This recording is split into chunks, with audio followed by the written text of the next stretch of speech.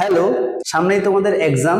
আশা করি সবার প্রিপারেশন অনেক ভালো, সবাই তোমাদের মনের মতো রেজাল্ট করো, এই প্রার্থনা উপরওয়ালার কাছে করি। এখন তোমাদের যেই লাস্ট টাইমের পড়ালেখাটা, সবাই ব্যস্ত পড়ালেখা নিয়ে জানি, তারপরে আমি তোমাদের জন্য একটা শর্ট ভিডিও খুব অল্প সময়ের মধ্যে তোমাদের বায়োলজি ফার্স্ট পেপারের একটা লাস্ট এন্ড ফাইনাল সাজেশন দেওয়ার ট্রাই করব। এই সাজেশনটা তুমি যদি ফলো করো, তুমি রিটেনে অ্যাটলিস্ট 50-এ 50 পাবা, এটা গ্যারেন্টি। আমি যে কয়টা টপিক বলতেছি, এই টপিকে যদি তুমি শুধুমাত্র এই টপিকগুলো বা এই সিস্টেমগুলোই ফলো করো, যারা ফুল বই পড়ছো তারা তো ভালো করবাই, এবং যাদের মনে হচ্ছে যে এখনো অনেক কিছু বাকি, তারা শর্ট টাইমে কিভাবে পড়ে তারা জিপিএ 5 পাবে সেই চেষ্টাটা করতেছো, তাদের জন্য এই ভিডিওটা খুবই কার্যকরী হবে আশা করি। তো আমরা আজকে যে জিনিসটা বলি, প্রথমেই যেটা আমাদের অ্যানালাইসিস করতে হবে। ভালো রেজাল্ট করতে গেলে বা ভালো কিছু পাইতে হলে স্মার্টলি পড়তে হবে। যেখানে আমরা যদি অ্যানালাইসিস করি, তোমাদের বইয়ে শর্ট সিলেবাসের অধ্যায় হচ্ছে 7টা, কিন্তু তুমি জানো তোমার পরীক্ষায় প্রশ্ন আসবে কয়টা? 8টা। প্রশ্ন যদি আমার 8টা আসে, তাহলে আমার অধ্যায় আছে কয়টা? 7টা। তাহলে অবশ্যই কোনো না কোনো অধ্যায় থেকে 2টা প্রশ্ন আসবে, আর সবগুলো থেকে তো একটা আসবেই, এবং কোনো না কোনো অধ্যায় থেকে 2টা আসার মতো অবস্থায় আছে। তা আমাদের ফার্স্ট জানতে হবে, তুমি জানো যে সবগুলাই একটা থেকে একটা করে আসবেই, এখন কোন কোন অধ্যায়টাতে 2টা করে আসার মতো অ্যাবিলিটি আছে। তাহলে প্রথম যে অধ্যায়টাতে আছে সেটাতে একটা অথবা 2টা আসতে পারে। চতুর্থ অধ্যায় একটা অথবা 2টা। এরপরে হচ্ছে আমাদের উদ্ভিদ সারী তত্ত্ব, একটা অথবা 2টা। ঠিক আছে, এখানে হাফ ভাই বোন, এখানে একটা অথবা 2টা। তো তোমার কিন্তু এখন সব অধ্যায় পড়তে হবে এমনটা না, যারা সব আগেই পড়ে ফেলছে তারা সব পড়তে পারো, নো প্রবলেম। এমসিকিউ তো এমসিকিউ এর জন্য আমার সবকিছু পড়তে হবে, বাট রিটেনে আমার 50 পাইতে হলে সব অধ্যায়গুলো পড়ার দরকার নাই। তুমি যখন পরীক্ষার সেন্টারে যাওয়া, যেদিন তোমার বায়োলজি ফার্স্ট পেপার পরীক্ষা হবে, তার আগের রাতে তুমি প্রথমে 5টা অথবা 6টা অধ্যায় ক্লিক করবা। যে অধ্যায়গুলো ক্লিক করলে তোমার অবশ্যই এবং অবশ্যই সৃজনশীল আসবেই, এবং তুমি 5টা কমন পাইলেই তো হয়েছে। তুমি 5টা যেন সৃজনশীল কমন পাও, এরকম 5টা অথবা 6টা অধ্যায় তুমি ক্লিক করবা। তো আমি যদি আমার প্রেক্ষাপট থেকে বলি, তাহলে এখানে 1 নাম্বার অধ্যায়, দেন 2 নাম্বার অধ্যায় সোজা, অনুজীবটা সোজা আছে, এটা পড়তে পারো। আবৃতবিধি নগ্নবিধি যদি প্যারা লাগে তাহলে এটা পড়ার দরকার নাই। টিস্যুতন্ত্র ইজি আছে, এবং জীব প্রযুক্তি সব থেকে ইজি। আমি এই 5টা থেকে ক্লিক করতেছি তোমাদের জন্য। বাকি যে জিনিসগুলো আছে আমি সেগুলোরও সাজেশন দিব, বাট তুমি যখন পরীক্ষার প্রিপারেশন নেওয়া শুরু করবা, তখন এই 5টা অধ্যায় আগে তুমি ভালো করে প্রিপারেশনটা নিয়ে ফেলো। আর আমি যদি বলি যে প্রথম অধ্যায়, যে অধ্যায়টার নাম হচ্ছে কোষ ও এর গঠন, কি কোষ ও এর গঠন, এই কোষ ও এর গঠন থেকে কি কি টপিকটা পড়লে আমি সৃজনশীল প্রশ্ন কমন পাবো, যার মধ্যে একটা আছে আমাদের কি কোষ ঝিল্লি প্লাস কোষ প্রাচীর। কোষ প্রাচীর এই একটা অংশ সৃজনশীল আসার মতো। 2 নম্বরে তুমি যদি যাও, তাহলে ওখানে হচ্ছে আমাদের কি ডিএনএ আরএনএ এর গঠন, এবং এর সাথে রিলেটেড যে 3টা প্রসেস আছে, রেপ্লিকেশন, ট্রান্সক্রিপশন, আর হচ্ছে আমাদের কি ট্রান্সলেশন। এই 3টাই তোমাকে পড়তে হবে। এবং 3 নাম্বার যদি আমরা বলি সাইটোপ্লাজমীয় অঙ্গাণু, সাইটোপ্লাজমীয় অঙ্গাণু, এই সাইটোপ্লাজমীয় অঙ্গাণুতে আমাদের কি কি পড়তে হবে? প্লাস্টিড, মাইটোকন্ড্রিয়া, হ্যাঁ, সেন্ট্রিওল,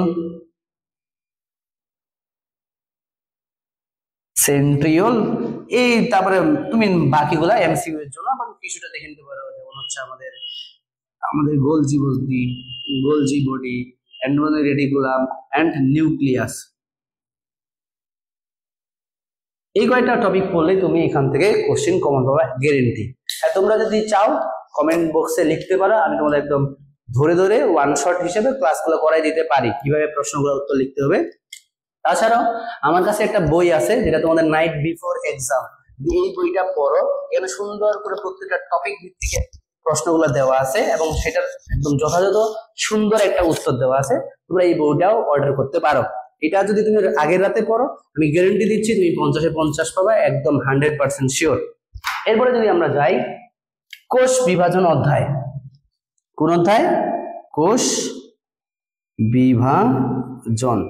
এই কোষ বিভাজন অধ্যায়টা যদি আমরা বলি, এই কোষ বিভাজন অধ্যায় থেকে তোমাকে কি করতে হবে দেখো। প্রথমে যেটা হচ্ছে মাইটোসিস, কোষ বিভাজনের 5টি ধাপ। কোষ বিভাজনের 5টি ধাপ তুমি পড়ে ফেলবা চিত্র সহ, চিত্র সহ, ঠিক আছে। এরপর হচ্ছে আমাদের কি পড়তে হবে? মাইটোসিসের গুরুত্ব, মাইটোসিসের গুরুত্ব। এরপরে আমাদের কি হচ্ছে? মাইটোসিসের গুরুত্ব। মিওসিসের মধ্যে যদি আমি বলতে চাই, মিওসিস, সেটা মিওসিস 1 এর আমাদের শুধুমাত্র জাইগোটিন, জাইগোটিন আর পেকাইটিন দশাটা পড়লেই যথেষ্ট। পেকাইটিন, এর সাথে ক্রসিং ওভার, এর সাথে ক্রসিং ওভার আর মিওসিসের গুরুত্ব, এই কয়েকটা জিনিস পড়লেই তোমার যথেষ্ট কোষ বিভাজন অধ্যায় থেকে। মাইটোসিস কোষ বিভাজনের হচ্ছে আমাদের কি 5টা ধাপ, চিত্রসহ এবং মাইটোসিসের গুরুত্ব, আর মিওসিস জাইগোটিন, পেকাইটিন, ক্রসিং ওভার এবং মিওসিসের গুরুত্ব। আর একটা জিনিস পড়ে নিতে হবে, এটা মাইটোসিস এবং মিওসিসের মধ্যে পার্থক্য কি? মাইটোসিস, মাইটোসিস ও মিওসিসের পার্থক্য, মিওসিসের পার্থক্য, ঠিক আছে। এই জিনিস দুইটা তোমাকে মাস্ট। তাহলে আমাদের কোষ ও এর গঠন এবং কোষ বিভাজন শেষ। এবার যদি আমরা অণুজীবে যাই, অণুজীবটা দেখো।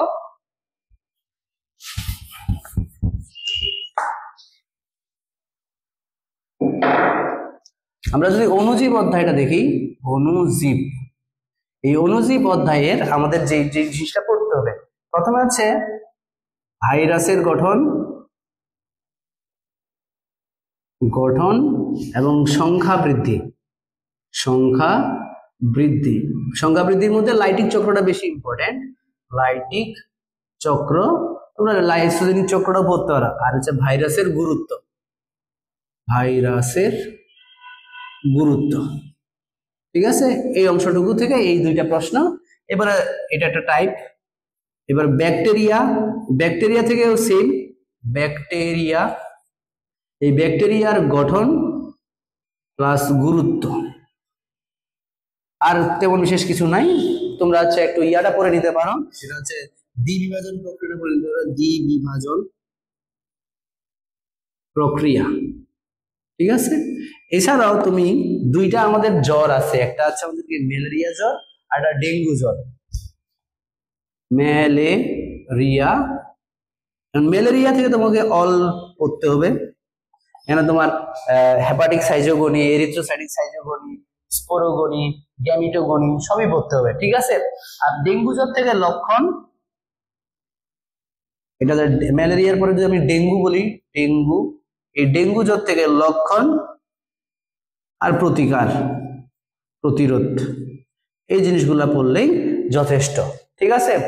তো অণুজীব অধ্যায়ের ক্ষেত্রে আমরা কি কি বললাম? ভাইরাসের গঠন এবং সংখ্যা বৃদ্ধি। তবে এই দুইটা ইম্পর্টেন্ট টপিক, ভাইরাস এবং ব্যাকটেরিয়া। ভাইরাসের গঠন, ভাইরাসের সংখ্যা বৃদ্ধি, লাইটিক চক্র, লাইসোজেনিক চক্র, ভাইরাসের গুরুত্ব, ব্যাকটেরিয়ার গঠন এবং ব্যাকটেরিয়ার গুরুত্ব। দ্বিবিভাজনটা মাঝে মধ্যে আসে, খুব আসে এমনটা না। আর ম্যালেরিয়া এবং ডেঙ্গু জ্বর একটু পড়ে নিতে হবে, আর ম্যালেরিয়া তো সবই পড়তে হবে তোমাকে, এবং চিত্র সহ সবগুলা পড়তে হবে। তো আমাদের অণুজীব অধ্যায়টা চলে গেল। এরপর অধ্যায়টা আমরা যদি আসি, সেটা হচ্ছে আমাদের কোথায়? টিস্যু ও টিস্যুতন্ত্র। কি বলতেছি? টিস্যু ও টিস্যু তন্ত্র, ঠিক আছে। কারণ টিস্যু ও টিস্যু তন্ত্রের মধ্যে একটা জিনিস হচ্ছে যে এটা পড়তে হবে, সেটা হচ্ছে ভাজক টিস্যুর প্রকারভেদ, ভাজক টিস্যুর প্রকারভেদ। তুমি এখান থেকে আলাদা আলাদা করেও পড়তে পারো এবং সম্পূর্ণটাই একসাথেও পড়ে নিতে হবে, ঠিক আছে। 2 নম্বর যদি আমরা আসি, সেটা হচ্ছে আমাদের কোথায়? ওই যে মূল এবং কাণ্ডের অন্তর্গঠন, মূল ও কাণ্ডের অন্তর্গঠন, অন্তর্গঠন, ঠিক আছে। এটা একবীজপত্রী উদ্ভিদ অথবা দ্বিবীজপত্রী, দুইটারই মূল এবং কাণ্ডের অন্তর্গত শিখতে হবে।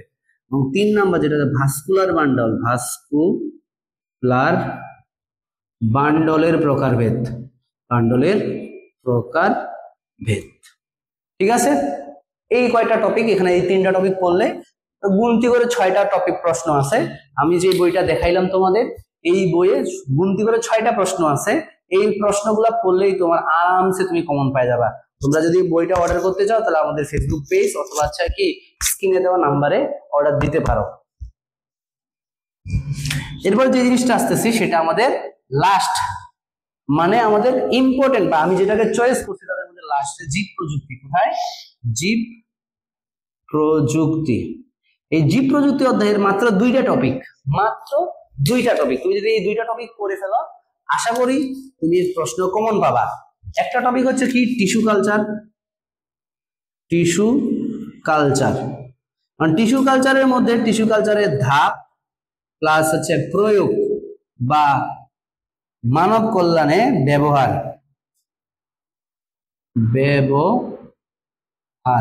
আর 2 নম্বর হচ্ছে কি ডিএনএ বা রিকম্বিনেন্ট ডিএনএ প্রযুক্তি, রিকম্বিনেন্ট ডিএনএ প্রযুক্তি। এই রিকম্বিনেন্ট ডিএনএ প্রযুক্তি তো সেম, ধাপ প্লাস প্রয়োগ, আর তার সাথে একটা এক্সটেনশন ভাবে পড়ে দেওয়া ইনসুলিন উৎপাদন। কি ইনসুলিন উৎপাদন।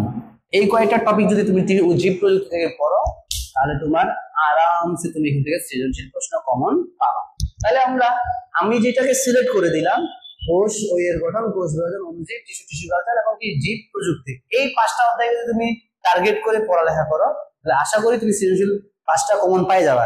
কারণ তোমাদের যাদের উচ্চ আকাঙ্ক্ষা আছে যে না আমার ভালো করতে হবে, সব অধ্যায় পড়ে যাবো আমি, সব একদম খতম, ঠিক আছে, তাদের জন্য আমি এই 2টাও দিয়ে দিচ্ছি যে নগ্নবীজ এবং আবৃত বীজ উদ্ভিদের এবং উদ্ভিদ শারীর তত্ত্ব দিয়ে কি কি প্রশ্ন আসবে।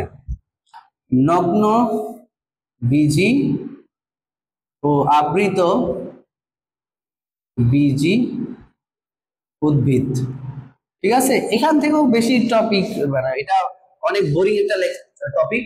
মাঝখানে যে আছে না অমরা বিন্যাস, প্লাসেন্টেশন, পুষ্পপত্র বিন্যাস, যা এগুলো খুবই জঘন্য একটা অবস্থা। সৃজনশীলে ওগুলো কখনোই আসে না। সৃজনশীলে তোমাদের যেটা আসে সেটা হচ্ছে কি নগ্ন বা সাইকাসের শনাক্তকারী বৈশিষ্ট্য, সাইকাসের শনাক্তকারী বৈশিষ্ট্য প্লাস অর্থনৈতিক গুরুত্ব, অর্থনৈতিক গুরুত্ব। 2 নাম্বার পোয়েসি গোত্র প্লাস অর্থনৈতিক গুরুত্ব, হ্যাঁ। 3 নাম্বার আমাদের মালভেসি গোত্র প্লাস অর্থনৈতিক গুরুত্ব, ঠিক আছে। এই কয়েকটা দেন আমাদের যে জিনিসটা আসবে সেটা হচ্ছে পুষ্প প্রতীক ও পুষ্প সংকেত। ধানের পুষ্প প্রতীক, পুষ্প সংকেত, আর জবা ফুলের পুষ্প প্রতীক প্লাস পুষ্প সংকেত, ঠিক আছে। এখান থেকে এই কয়েকটা পয়েন্ট বা এই কয়েকটা টপিক পড়লেই হবে। আমি তো তোমাদের বলেই দিলাম লাস্ট যে জিনিসটা আছে সেটা উদ্ভিদ শারীর তত্ত্ব, না উদ্ভিদ শারীর তত্ত্ব। উদ্ভিদ শারীর তত্ত্ব যদি আমরা বলি, এই উদ্ভিদ শারীর তত্ত্বে কি কি করতে হবে, এখানে মোটামুটি সবগুলাই ইম্পর্টেন্ট। বিশেষ করে দেখো প্রসেদনের গুরুত্ব, সালোক সংশ্লেষণের মধ্যে সালোক সংশ্লেষণের মধ্যে তোমরা পড়বা হচ্ছে C3 চক্র, C4 চক্র, আর সালোক সংশ্লেষণের গুরুত্ব, আর কিছু না। এবার যে আমরা আসি শ্বসন, এই শ্বসনের মধ্যে আমাদের কিছু পড়তে হবে কেলভিন চক্র, কেলভিন চক্র। আর যদি তোমরা বলতো গ্লাইকোলাইসিস, এই দুইটা ধাপ করলেই যথেষ্ট। আর গুরুত্ব তো পড়তেই হবে, গুরুত্ব। আর খনিজ লবণ শোষণ, এই খনিজ লবণ শোষণের ক্ষেত্রে শুধুমাত্র আমরা আধুনিক মতবাদ আর লুন্ডেগড় মতবাদ এই কয়েকটা টপিক পড়লে আমাদের সৃজনশীল কমন। আমি তোমাদের বারবার করে বলতেছি যে পরীক্ষায় জিপিএ 5 পাওয়ার জন্য খুব বেশি টপিক পড়ার দরকার নাই বা সব জিনিস পড়ার দরকার নাই। তুমি একটা অধ্যায় খুঁজবা, এই এই অধ্যায়গুলোর মধ্যে সব থেকে সহজ অধ্যায়গুলাই দিছি ফার্স্টের দিকে। দেন তোমার যদি যে চেঞ্জ আসে, যে ধরো তুমি টিস্যু তোমরা পারো না, তুমি নগ্নবীজ উদ্ভিদ, সাবৃতবীজ উদ্ভিদটা দিতে চাচ্ছ, তাহলে তুমি তোমার মতো সিলেক্ট করতে পারো। বাট আমার মনে হয় যে এই 5টা অধ্যায় থেকে আনসার করলে এটা ইজি হবে, পড়া ইজি হবে এবং লিখতেও মার্ক পাওয়া যায় বেশি। আর বারবার করে আমি এই বইটার কথা কেন বলতেছি, তোমার নাইট বিফোর এক্সামে অনেক হেল্পফুল একটা বই হবে। কেননা আমরা এই জায়গায় তোমাদের সব ক নাম্বারের কোশ্চিন, তাদের উত্তর, খ নাম্বারের কোশ্চিন তার উত্তর, প্লাস প্রত্যেকটার আমরা টাইপ ভিত্তিক প্রশ্ন দিয়ে দিছি। এই টাইপ ভিত্তিক প্রশ্নগুলো যদি তোমরা পড়ো, তাহলে একটা টাইপ পড়ার সাথে সাথে তুমি কি কি প্রশ্ন আসতে পারে পরীক্ষায় সেগুলো সম্পর্কে তোমার একটা কি ক্লিন কনসেপ্ট হয়ে গেল। আর এখানে যেভাবে উত্তরগুলো লেখা আছে, আমার মনে হয় না বাংলাদেশের আর কোনো বইয়ে এত সুন্দর, এত মার্জিত আনসার দেওয়া আছে।